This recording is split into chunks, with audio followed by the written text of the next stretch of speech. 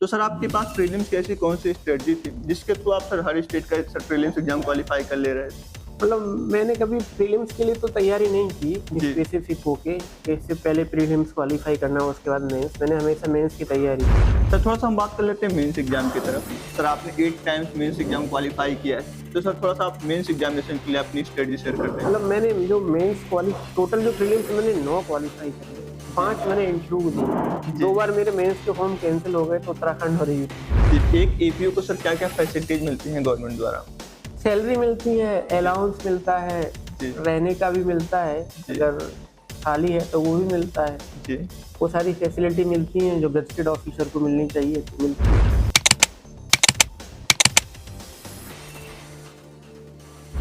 जय हिंद दोस्तों, आशा करता हूं कि आप सबका स्वास्थ्य अच्छा होगा और आप सबकी तैयारी अच्छे से चल रही होगी।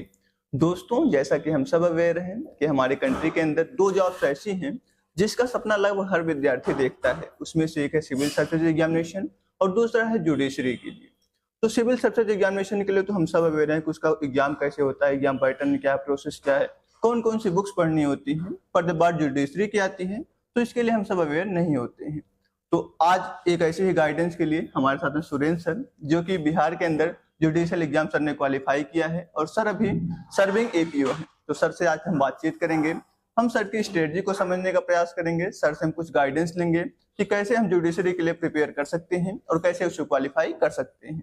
तो चलिए, आपका ज्यादा कीमती समय ना लेते हुए हम सर के साथ अपनी बातचीत को आरंभ करते हैं। तो सबसे पहले सर आपको बहुत बहुत धन्यवाद कि अपने अपने बहुमूल्य समय दिया। Thank you so much. Sir हम चाहेंगे कि सबसे पहले अपने एजुकेशनल बैकग्राउंड के बारे में थोड़ा सा हम सबको अवगत करा दें। एजुकेशन मतलब मैंने 12 तक तो अपने गांव से जेके विंटर कॉलेज आजमाबाद मेरे गांव का नाम है, वहां से मैंने किया है। जी सर। बीए मैंने डीएस कॉलेज अलीगढ़ जी। से मैंने किया है। उसके बाद मैंने लॉ डीएस कॉलेज अलीगढ़ से किया है। जी सर। उसके बाद मैंने प्रिपरेशन अपनी कंटिन्यू की और जुडिशियल सर्विसेज के कई सारे एग्जाम मेंस भी दिए और इंटरव्यू मैंने कई सारे दिए। फाइनली मेरा बिहार में है जुडिशियल ऑफिसर के रूप में सिलेक्शन हो। जी सर। सर आपने सर जुडिशरी एग्जामिनेशन के लिए कब सोचा? सर आपको कब लगा कि आपको आगे जुडिशरी एग्जामिनेशन के लिए प्रिपेयर करना चाहिए? 2005 में एक पर्सनल डिसीजन था जब मैं जी। 7th स्टैंडर्ड में था। जी। एक मेरा टर्निंग पॉइंट था मेरी लाइफ का, when I decide to judicial magistrate. जी। 2005 में मैंने डिसाइड किया था जज बनने। जी सर। सर जुडिशरी एग्जामिनेशन का क्या पैटर्न होता है, थोड़ा सा आप हम सबको इसके बारे में अवगत करा जैसे दें। मैंने बिहार जुडिशरी क्वालिफाई किया है, उसमें 3 स्टेज होती है, प्रीलिम्स, मेंस और इंटरव्यू। जी। प्रीलिम्स में 2 पेपर होते हैं, एक लॉ का और एक जीके का। जी। लॉ 150 मार्क्स का होता है, जीके का 100 मार्क्स का होता है। जी। और उसके बाद मेंस का पेपर होता है जिसमें 6 पेपर लॉ और उसके जीके और साइंस के होते हैं, 2 पेपर क्वालिफाइंग नेचर के होते हैं, लैंग्वेज के। जी सर। उसका 100 मार्क्स का इंटरव्यू होता है। जी सर। 100 मार्क्स के इंटरव्यू में 5 मेंबर होते हैं इंटरव्यू लेने के लिए आपका। जी। उसमें एक जस्टिस होते हैं और बाकी प्रिसाइडिंग ऑफिसर और मेंबर भी होते हैं। जी सर। एक बिहार के जो जुडिशियल सर्विसेज एग्जामिनेशन है, फिर आई थिंक जितने भी जुडिशियल सर्विसेज एग्जामिनेशन है सब में सिमिलर ही मतलब स्टेजेज होती हैं, प्रीलिम्स, मेंस और इंटरव्यू। जी सर। सर हम आपके ऊपर थोड़ा सा रिसर्च कर रहे थे, उस दौरान हमें ये पता चला कि आपने एक बार सर यूपी प्रीलिम्स और सर ये बिहार प्रीलिम्स और सर उत्तराखंड प्रीलिम्स दोनों तीनों क्वालिफाई किया है। तो सर आपके पास प्रीलिम्स की ऐसी कौन सी स्ट्रेटजी थी जिसके थ्रू आप सर हर स्टेट का सर प्रीलिम्स एग्जाम क्वालिफाई कर ले रहे थे? मतलब मैंने कभी प्रीलिम्स के लिए तो तैयारी नहीं की जी। स्पेसिफिक होके कि इससे पहले प्रीलिम्स क्वालिफाई करना उसके बाद मेंस। मैंने हमेशा मेंस की तैयारी की। जी सर। मेंस के मैं डेली क्वेश्चन 2 लिखता था, साथ ही साथ उस टॉपिक के बस 100 एमसीक्यू लगा लिया करता था। जी सर। और जैसे कि फॉर एग्जांपल है amendment of the constitution, article 368 में दिया। जी।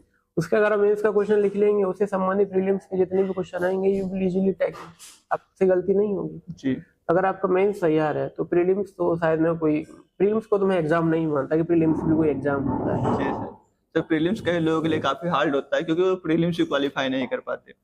सर थोड़ा सा हम बात कर लेते हैं मेंस एग्जाम की तरफ। सर आपने 8 टाइम्स मेंस एग्जाम क्वालिफाई किया है, तो सर थोड़ा सा आप मेंस एग्जामिनेशन के लिए अपनी स्ट्रेटजी शेयर कर दें। मतलब मैंने जो मेंस टोटल जो प्रीलिम्स मैंने 9 क्वालिफाई करे, 5 मैंने इंटरव्यू दिए, 2 बार मेरे मेंस के फॉर्म कैंसिल हो गए तो उत्तराखंड और यूपी के। जी। जी। तो मेंस के लिए ये है कि आप डेली 2 आंसर राइटिंग करें जी। और अपने एक अच्छे दोस्त से डिस्कशन करें डेली। जी। और पहले क्वेश्चन आप लिख लें मॉडल आंसर, उसके बाद उनको याद करें, फिर उसको बिना देखे लिखें। जी ये दिन की स्ट्रेटेजी का पार्ट होना चाहिए। करीबन 4 से 5 घंटे अगर आप लिख रहे हैं जी तो सर। मेंस इजीली क्वालिफाई हो जाएगा। जी सर। सर अगर हम जुडिशरी एग्जामिनेशन के लिए प्रिपेयर कर रहे हैं तो सर बेसिक बुक्स कौन कौन सी हैं जिसको पढ़ना होता है? जैसे बेसिक बुक्स मैंने जो पढ़ी थी, लॉ फर्स्ट ईयर मेरा कॉन्ट्रैक्ट था तो अवतार सिंह पढ़ी थी, जी टॉट के लिए आर के बांगे पढ़ी थी, जी कॉन्स्टिट्यूशन ऑफ इंडिया के लिए जे एन पांडे पढ़ी थी, आईपीसी के लिए जो भी एनएस हो गया उसके लिए एशन मिश्रा पढ़ी थी, जी सर। सीआरपीसी के लिए केलकर पढ़ी थी, सीपीसी के लिए जीपी त्रिपाठी पढ़ी थी, जी जूरिस्प्रूडेंस के लिए मैंने पढ़ी थी परांजपे की किताब, जी लॉ ऑफ इंटरनेशनल के लिए एसके कपूर पढ़ी थी। जी सर। तो जो ऑथेंटिक किताबें हैं वो मैंने हमेशा शुरू से पढ़ी हैं। जी सर। बहुत सारी लिस्ट है क्योंकि 20 से 25 सब्जेक्ट थे लॉ में, वही जुडिशरी में आए हैं। एक जी। बहुत लंबी लिस्ट है, शायद नाम लेना तो आपकी वीडियो भी बड़ी हो जाएगी। हाँ सर, आप मेरे को शेयर कर दीजिएगा, मैं यहाँ पे सर हाँ हाँ, आई विल शेयर। जी सर।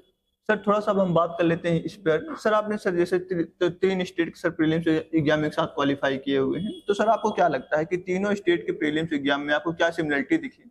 तो तीनों में सिमिलरिटी है कि मेंस का पैटर्न सेम है। जी साइंस को छोड़े कि बिहार में क्योंकि 100 मार्क्स का साइंस आता है मेंस में, उसके अलावा सारी चीजें सेम है।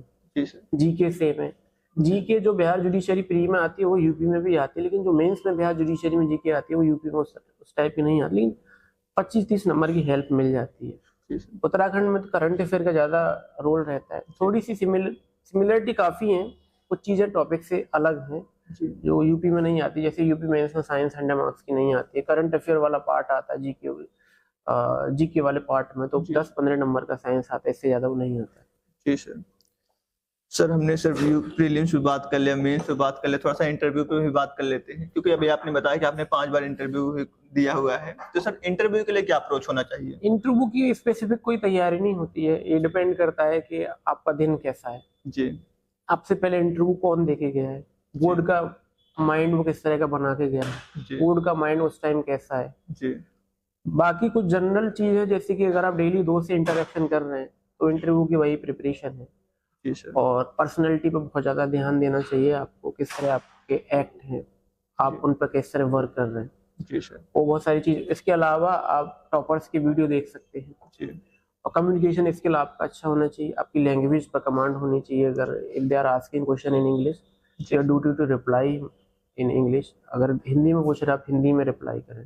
जी सर। उससे क्या होगा कि क्योंकि लोअर जुडिशरी में काम हिंदी में करना होता है, तो आपको हिंदी भी आनी चाहिए। ये नहीं कि आपको इंग्लिश आ रही है, पता जी। चला कि एडवोकेट आर्गुमेंट करके चले गए, आपको कुछ पता ही नहीं चला जी कि जी क्या बोल के चले गए। तो आपको हिंदी इंग्लिश दोनों पे कमांड होनी चाहिए। जी सर। तो सर ये तो बात हो गई इंटरव्यू की। सर हम ये जानना चाहेंगे कि जब सर आप प्रिपेयर कर रहे थे, तो सर उस टाइम आपके लिए सबसे डिफिकल्ट फेज क्या था?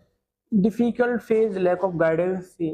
जी बताने वाला कोई ऐसा था नहीं जी स्पेसिफिक होके, मेरी कॉपी को कोई फीडबैक अच्छा देने वाला नहीं था, तो कई सारी दिक्कत थी मेरे साथ। जी फाइनेंस के भी इशू थे, तो जनरली स्टूडेंट जो प्रिपरेशन करते हैं उनके साथ होते हैं, क्योंकि एक टाइम बाद तो खुद को लगने लगता है घर वालों से पैसे ना लिए गए, जी सर। लेकिन इशू तो रहते हैं। जी तो जो सबके साथ इशू रहते हैं प्रिपरेशन के दौर में, वो मेरे साथ भी इशू थे। जी गाइडेंस की कमी या फिर फाइनेंस की भी कमी, जो कॉमन प्रॉब्लम है स्टूडेंट की, वो मेरे साथ भी थी। जी सर। सर थोड़ा सा हम ये जानना चाहेंगे कि सर जुडिशरी क्लर्क किसी को प्रिपेयर करना है, तो सर उसे कोचिंग अगर लेना है, तो सर कोचिंग से लेना कंपलसरी है कि सर सेल्फ से कर सकता है? सेल भी कर सकते हैं लेकिन टाइम लगता है, जी क्योंकि कंटेंट उतने खुद से अवेलेबल नहीं है। लेकिन अगर क्योंकि आज के टाइम में तो बहुत सारे यूट्यूब चैनल हैं, यूट्यूब पे बहुत सारी कोचिंग ऑनलाइन क्लास अवेलेबल हैं, घर बैठे कम पैसों में आपके लिए कोचिंग फैसिलिटी है। कोचिंग से एक फायदा रहता है, आपकी रेगुलरिटी मेंटेन रहती है, जी सर। ये प्लस पॉइंट है कोचिंग का। बट ऐसा कुछ नहीं कि कोचिंग वाले कुछ ऐसा पढ़ा देंगे कि उससे ही सब कुछ होगा। जी हेल्प मिल जाएगी, रेगुलरिटी मेंटेन रहेगी, अच्छा आपके पास एटमॉस्फेयर रहेगा, जी आपके पास एग्जाम हॉल वाली जो एग्जाम में जाके मेंस प्री देते हैं वो आपके पास एटमॉस्फेयर मिल जाएगा। तो कई सारे बेनिफिट हैं कोचिंग के। जी सर। सर जैसा कि सर आपकी जर्नी काफी लंबी रही है, सर आपने 8-9 साल प्रिपेयर किया हुआ है, सर उसमें आपको कई टाइम सर जो है ये फेलियर का भी सामना करना पड़ा। 8-9 साल, तो सर 6 साल लग गए। 6 साल सर, सॉरी सर। 5-6 साल। जी सर, 5-6 साल सर, ये भी काफी लंबा समय होता है। हाँ। सर कई बार जो एस्पिरेंट होते हैं सर इतने लंबे समय तक सर कंटिन्यू नहीं कर पाते, तो सर आप उनके लिए क्या गाइडेंस देना चाहेंगे? बस ये है कि रेगुलरिटी मेंटेन करो और पॉजिटिव रहो, जी अपने विजन क्लियर रखो, जी ज्यादा डाइवर्ट नहीं होना है, जी और सर। हार्ड वर्क और स्मार्ट करने वालों का एक दिन टाइम जरूर आता है। जी सर। सिर्फ हार्ड वर्क से ही काम नहीं चलेगा। जी अगर बहुत ज़्यादा मेहनत करने के बाद भी अगर सक्सेस नहीं मिल रही है, इसका मतलब कुछ ना कुछ ऐसी कमी है जी जो आपको नहीं पता चल पा रहा है। तो उसके लिए ये ओपन टू क्वेश्चन आप होने चाहिए, इससे आपको सजेशन दें, आपको कंसिडर करना चाहिए जी और स्ट्रेटजी में अपनी में चेंज लाना चाहिए। आंसर राइटिंग के पैटर्न में आपको चेंज लाना चाहिए। जी सर। आपको आपको थोड़ा बहुत मॉडिफाई अपने आप को करना पड़ेगा। जी सर। सर अभी आप सर एक सर्विंग एपीओ हैं, तो सर एपीओ के थोड़ा पोस्ट के बारे में हम सभी को अवगत करा दें। सर क्या करना होता है इस एपीओ एज ए स्टेट का रिप्रेजेंटेटिव होता है और जो स्टेट के जो केस होते हैं क्रिमिनल जी on the behalf of the state, victim को राइट को प्रोटेक्ट करने के लिए जी सर। वो खड़ा होता है। जी और इसमें कई सारे फंक्शन है, जैसे कि एग्जामिनेशन चीफ कराना, जी बेल पिटीशन आई है तो उसको अपोज करना, जी इसके अलावा डिस्चार्ज पिटीशन आई है तो उसका रिजोंडर मतलब रिप्लाई उसका फाइल करना। जी सर। और इसके अलावा अगर आपकी डीजीपी ऑफिस में ड्यूटी लगी है एज ए लॉ ऑफिसर, तो वहाँ पे लीगल मैटर में आपको सजेशन देना। जी सर। अगर एसपी ऑफिस में आपकी ड्यूटी लगी है तो वहाँ लीगल मैटर में सजेशन देना। डीएम ऑफिस में आपकी ड्यूटी लगी है तो वहाँ सजेशन देना। इसके अलावा occasionally law and order maintain करने के लिए फेस्टिवल पे ड्यूटी भी लगा दी जाती है। जी सर। तो वेरियस बिहार में जो है मतलब कई सारे वर्सेटाइल आपको एक्ट करने पड़ते हैं जी सर। As a APO. सिर्फ यही नहीं कि आप कोर्ट में ही अपेयर होंगे, कोर्ट के अलावा भी कई सारी जगह हैं जहाँ आपकी पोस्टिंग की जा सकती है। जी सर। डायरेक्टर प्रोसिक्यूशन में आपकी पोस्टिंग की जा सकती है। जी तो आपको बहुत सारे काम करने होते हैं, जी सर। होते सब लॉ के आसपास ही हैं, लॉ के होते हैं, लॉ के आसपास ही वर्क करना होता है। जी सर। सर अभी एपीओ के पोस्ट सर एक क्वेश्चन और सर स्टूडेंट के मन में आ रहा होगा कि सर जब आप सर सेलेक्ट होते हैं एपीओ के पोस्ट पे, तो सर आपकी मैक्सिमम रैंक क्या हो सकती है? सर मैक्सिमम सर आप कहाँ तक जा सकते हैं? डायरेक्टर प्रोसिक्यूशन जा Director of सकते हैं, prosecution। सबसे हाईएस्ट पद होता है। जी सर। और इसके अलावा अगर एपीओ ही एपीओ है, हायर जुडिशरी के एग्जाम क्वालिफाई करेंगे जी तो डायरेक्ट एडीजे बनेंगे। जी और कम उम्र में अगर आप हायर जुडिशरी के एग्जाम क्वालिफाई कर लेते हैं मतलब विद इन 40, जी। आप हाई कोर्ट में जस्टिस भी बन सकते हैं। अच्छा सर, हाँ। ये बढ़िया सर है। सर एक चीज और सर हमें जानना है, सर एक एपीओ को सर क्या क्या फैसिलिटीज मिलती हैं गवर्नमेंट द्वारा? सैलरी मिलती है, अलाउंस मिलता है, जी रहने का भी मिलता है, जी। अगर खाली है तो वो भी मिलता है। जी वो सारी फैसिलिटी मिलती हैं जो गजेटेड ऑफिसर को मिलनी चाहिए तो मिलती हैं। जी सर। सर आपने सर काफी कुछ हमें सर सजेशन दिया है। सर हम चाहेंगे कि लास्ट में अगर आप कुछ गाइडेंस देना चाहें एस्पिरेंट को जो कि जुडिशियल एग्जाम के लिए प्रिपेयर होना चाहते हैं, सर प्लीज। गाइडेंस यही है कि रेगुलरिटी आप मेंटेन करें, जी। डेली 2 आंसर लिखें, 100 लॉ 100 जीके के एमसीक्यू लगाएं जी सर। और इंटरेक्शन करें। जो बोरियत फील हो तो अच्छे दोस्त बनाएं जिनसे वीकली आप गॉसिप कर सकें, जी कहीं उनके साथ घूम सकें। और बस अपने आप को पॉजिटिव रखना है और जो हार्ड वर्क करने वालों को सफलता एक दिन जरूर मिलती है। सर आपका बहुत बहुत धन्यवाद दोबारा से Welcome, कि आपने अपना इतना बहुमूल्य समय दिया और सभी एस्पिरेंट को गाइड किया। तो दोस्तों अभी हमने सर के साथ बातचीत किया जिसके माध्यम से हमने सर की जो जर्नी रही उसको समझने का प्रयास किया। सर ने हमें जुडिशियल एग्जामिनेशन के लिए कुछ गाइडेंस दिया तो आपको इन सब के बारे में भी अवेयरनेस हो गई। तो आज के इस वीडियो में इतना ही था। आपको ये वीडियो कैसी लगी आप हमें कमेंट बॉक्स में बताएं। अगर आपको वीडियो पसंद आई हो तो कृपया लाइक करें। अगर आपके मन में कुछ डाउट है तो आप कमेंट बॉक्स के अंदर पूछ सकते हैं। मिलते हैं नेक्स्ट वीडियो में, तब तक के लिए धन्यवाद।